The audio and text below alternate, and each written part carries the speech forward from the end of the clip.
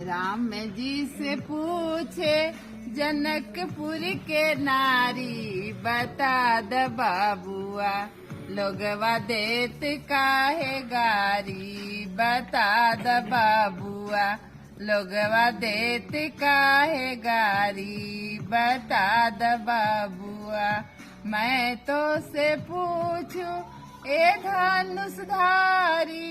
मैं तो से पूछूं ए धनुषधारी, एक भाई गोरे काहे एक काहे कारी। बता द बाबुआ लोगवा देत काहे गारी। बता द बाबुआ ई बूढ़ा बाबा के पकल पकल दाढ़ी, देखन में पातर खाए भर थाली। बता द बाबुआ लोगवा देत काहे गारी। बता द बाबुआ ई दशरथ जी कैलन होशियारी, एक मर्द पर तीन तीन गो नारी। बता द बाबुआ लोगवा देत काहे गारी। बता द बाबुआ लोगवा देत काहे गारी। बता द बाबुआ